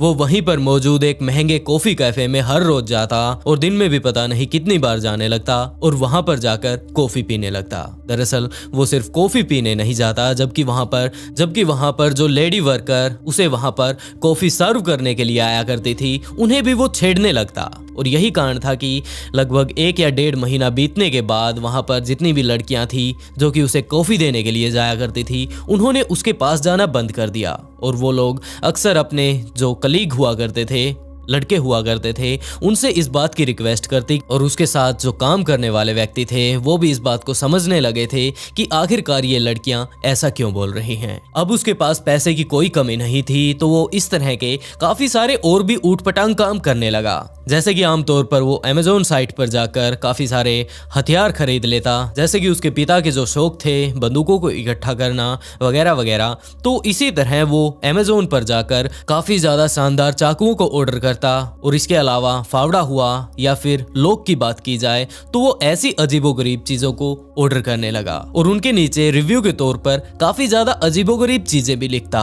जैसे कि आप लोग यहाँ पर भी देख सकते हैं, उसने एक फावड़े को ऑर्डर किया था और उसने उसके नीचे लिख रखा था कि आप लोगों को इसे जरूर ऑर्डर करना चाहिए। हो सकता है आप अपनी गाड़ी में किसी लाश को दफनाने के लिए जा रहे हैं और आप अपना बड़े वाला फावड़ा घर पर ही भूल जाएं, तो आप लोग इसे अगर अपनी गाड़ी में लेकर रख लेंगे तो ये आपके काफी ज्यादा काम आ सकता है। और इसके अलावा एक चाकू के नीचे उसने ये भी लिख रखा था कि आज तक का जो मैंने चाकू यूज किए थे किसी व्यक्ति को काटने के लिए, उसमें ये सबसे ज्यादा मेरा फेवरेट रहा है। और इसी तरह के उसने 1-2 नहीं जबकि 140 रिव्यू दे रखे थे और हर एक के नीचे सिर्फ और सिर्फ यही बात लिख रखी थी कि किस तरह से आप एक चाकू से किसी इंसान को काट सकते हैं या फिर किस तरह से कोई हथौड़ा किसी को मारने के लिए यूज किया जा सकता है। और फावड़े वाली बात तो आप लोग देख ही चुके होंगे। और इसके अलावा बात अगर डोर लॉक के बारे में की जाए तो उसके ऊपर भी इसने काफी सारे रिव्यू दे रखे थे। इसी टाइम उसके शहर से पिछले काफी दिनों से काफी सारे लोग गायब भी हो रहे थे। सबसे पहले एक बंदा गायब हुआ, फिर 2 हुए, फिर 3 हुए, इसी तरह लगातार 2003 से 2015 तक काफी सारे लोग गायब हो चुके थे। पुलिस इन सभी केसों को देखने की कोशिश करती और उनके ऊपर छानबीन करने की कोशिश करती, लेकिन कोई भी ऐसा पुख्ता सबूत उन लोगों के हाथ नहीं लगा जिससे वो लोग अंदाजा लगा सके कि आखिरकार ये लोग कहां पर गए होंगे। लेकिन लगातार इसी तरह काफी सारे लोग गायब होने के बाद आखिरकार पुलिस ने एक ऐसी टीम को बनाया जो कि सिर्फ और सिर्फ इसी केस पर काम करेगी कि आखिरकार लोग इस तरह गायब होकर चले कहां पर जाते हैं। जैसे ही उस टीम ने सारे के सारे एविडेंस को इकट्ठा करना शुरू किया और सारी की सारी ये चीजें देखने शुरू की कि आखिरी टाइम वो कहां पर थे, सबसे आखिर में वो कहां पर गए थे, तो उन्हें पता चला कि एक ऐसी जगह मौजूद है जहां पर जाकर काफी सारे लोग मौजूद हैं जिनका मोबाइल नेटवर्क लॉस्ट हो गया। और उनमें सबसे पहले नाम आया काला और चार्ली का। दरअसल ये एक कपल था जो कि साथ ही काम किया करता था और ये लोग एक कंपनी में लगे हुए थे। ये दोनों ही लोगों के घरों में जाकर घर की साफ सफाई वगैरह किया करते थे और इसी से उनका काम चल रहा था। तो ये दोनों लोग भी गायब हुए और इनके जो गायब होने की जगह थी, जैसे ही पुलिस वहां पर जाकर छानबीन करती है तो ये घर टोड का था। वहां पर जाते ही पुलिस ने डोरबेल बजाई और अंदर से टोड आया। उसने पूछा कि हाँ सर, आपको क्या चाहिए? तो पुलिस ने कहा कि इस तरह काफी सारे लोग हमारे शहर से गायब हो चुके हैं और आखिरी जो काफी सारे लोग हैं उनमें से काफी सारे लोगों की लोकेशन ये घर दिखा रहा है। तो टोड ने कहा कि सर, मैंने ये घर अभी कुछ ही दिन पहले खरीदा है और इससे पहले मुझे नहीं पता कि यहाँ पर किसका घर था। तो पुलिस ने भी पूछा कि क्या हम लोग आपसे नॉर्मल इन्वेस्टिगेशन कर सकते हैं? तो टोड ने बिना घबराए कहा कि आप लोग जो कुछ पूछना चाहते हैं वो पूछ लीजिए। पुलिस ने टोड से नॉर्मल बातें पूछने की कोशिश की और इसी टाइम बाकी पुलिस वाले जो थे वो उस घर के आसपास जाकर थोड़ी छानबीन करने लगते हैं कि हो सकता है हमें यहाँ पर कोई ऐसी चीज मिल जाए जिससे हमें इस बात का अंदाजा हो कि जो लोग गायब हुए हैं उनकी आखिरी लोकेशन यहाँ पर थी, तो वो लोग कहाँ पर गए। हो सकता है ये बंदा यहाँ पर नया आया हो, लेकिन जो यहाँ पर लोग गायब हुए हैं वो तो यहाँ पर एक टाइम में आए थे और आज भी इसी तरह वो लोग गायब हो रहे हैं। तो एक तरफ तो पुलिस अंदर टोड से पूछताछ कर रही थी और वही कुछ पुलिसकर्मी उसके घर के बाहर थोड़ी छानबीन कर रहे थे। जब पुलिस वाले वहां पर छानबीन कर रहे थे तो उन्हें वहीं से थोड़ी अजीबोगरीब आवाज आई और पुलिस को कोई अंदाजा नहीं था कि ये आवाज कहां से आ रही है और ये आवाज किसकी है। तो पुलिस उस आवाज की तरफ जाने लगती है और उन्हें सामने 2 कंटेनर दिखाई देते हैं। पुलिस थोड़ा और आगे गई और उस कंटेनर से कान लगाकर उसे थोड़ा थपथपाकर उससे आवाज करके पूछने की कोशिश की कि क्या यहाँ पर कोई है। तो अंदर से काफी अजीब आवाज आ रही थी। तो बाकी पुलिसकर्मी जो कि टोड से अब इन्वेस्टिगेशन कर रहे थे, उन्हें जाकर ये सारा का सारा मामला बताती है कि हमें कुछ बाहर ऐसी चीज मिली है जिससे आवाजें आ रही है, और हो सकता है टोड को इस बारे में ना पता हो, लेकिन ये आसपास का एरिया काफी ज्यादा खाली है, इसे कोई और यूज कर रहा हो। तो पुलिस वाले वहां पर गए और उस कंटेनर को देखने की कोशिश की। उन्हें पता चला कि इसके बाहर एक लॉक लगा हुआ है और अंदर से आवाजें आ रही हैं, लेकिन उन्हें कोई अंदाजा नहीं था कि इसके अंदर कौन है। तो पुलिस वालों ने तुरंत एक कटर मंगवाया और उसके बाद उसके ऊपर लगा एक लॉक काट दिया गया। जैसे ही लॉक काटा गया, उसके अंदर जाने की कोशिश की गई तो उन्हें पता चलता है कि इस कंटेनर के अंदर काफी सारा फर्नीचर भरा हुआ है। लेकिन वो लोग थोड़ा और आगे गए तो उन्हें दिखता है कि एक महिला बड़े ही बुरे तरीके से चैन से बांधी गई थी। उसे बांध जोड़कर वहीं पर रखा गया था और वहीं पर उसके खाने की व्यवस्था की गई थी, और असल में यही काले थी। पहले तो पुलिस को देखते ही काले पूरी तरह से घबरा गई, लेकिन तो पुलिस ने खुद कहा कि आपको घबराने की कोई भी जरूरत नहीं, ये पुलिस है और हम आपकी मदद के लिए ही आए हैं। उसे वहां से पूरी तरह से खोला गया और बाहर लाने की कोशिश की गई, और जब उसे वहां उन चैनों से छुटाकर बाहर लाया गया तो उसने सारा का सारा मामला बताया कि जनाब यहाँ पर मुझे लाने वाला कोई और नहीं जबकि टोड ही है। उसने पुलिस को सारा का सारा मामला बताया कि मैं यहाँ पर इस कंटेनर में 2 महीने से बंद हूँ। यहाँ पर सबसे पहले मैं और मेरा पति साफ सफाई के लिए टोड के घर पर आए थे, क्योंकि हमारी कंपनी ने हमें यहाँ पर भेजा था, लेकिन टोड ने मेरे पति को तो शूट कर दिया और मुझे यहाँ पर इस कंटेनर में लाकर बांध दिया। वो 2 महीने से लगातार मेरा शोषण कर रहा है और यहीं पर मुझे आखिर में बांध जोड़ कर चला जाता है। We would get there between 1 and 3 o'clock every day, take me up to the main building, beat me, make me do whatever he wanted sexually, and then he'd put me back in the building. और उसने मुझे काफी बार धमकाया है कि अगर मैंने ज्यादा शोर शराबा किया तो वो आज से पहले भी, जैसे कि ये अब तो मैं आई हूँ, इससे पहले भी काफी सारी लड़कियां आ चुकी हैं, और जैसे कि उसने उन्हें मार दिया वो मुझे भी मार डालेगा। इसीलिए अगर मुझे जिंदा रहना है तो मुझे चुप ही रहना होगा। पुलिस ने तुरंत टोड को अपनी हिरासत में ले लिया। My sergeant served a search warrant on your property. Okay? We have Kayla. We have Kayla in your property. She was locked in a container. Okay? She has told us that you shot and killed Charlie. Okay? So at this time, I'm going to need you to stand up and put your hands behind your back. He's already handcuffed. Okay. You're under arrest right now for kidnapping. All right? They're going to continue to search your property. They're going to continue. They got cadaver dogs down there. Okay? If you want to help yourself, tell me where Charlie's at so we can go find his body. और उसे लेकर अपने साथ police station गए। वहां पर ले जाकर उससे पूछताछ की कि तुमने आज तक कितने लोगों की जान ली है, और ये जो तुम्हारा अब वाला विक्टिम है ये कौन से वाला है। उसने पहले तो अपने आप को बचाने की कोशिश की, लेकिन ये सब की सभी बातें उसने काले को पहले ही बता दी थी। जो लड़की वहां पर काफी दिनों से बंद थी, तो उसके बताने के अनुसार पुलिस ने जाकर उसी घर के आसपास जो कि खाली एरिया पड़ा था वहां पर काफी ज्यादा खोजबीन की, और दूसरी तरफ टोड से भी इस बारे में पूछताछ करनी शुरू की कि हमें पागल बनाने की कोई भी जरूरत नहीं, और अगर तुमने ज्यादा ही शानपत्ती दिखाई तो तुम्हें कुछ एक्स्ट्रा ही सजा मिलेगी। तो टोड ने धीरे धीरे कर अपने जुर्म को कबूल करना शुरू किया, और उसने काफी सारे लोगों के नाम बताए जिसकी उसने जान ली थी, और ये लगभग 7 से 8 थे। और ये तो वो लोग थे जिनके बारे में पुलिस ने एविडेंस ढूंढ लिए थे, सारे के सारे मर्डर वेपन ढूंढ लिए थे, और उनकी लाशें भी ढूंढ ली थी। वहीं पुलिस का अंदाजा ये भी था कि ये तो सारे की सारी वो लाशें हैं जो कि यहाँ पर मिल चुकी हैं,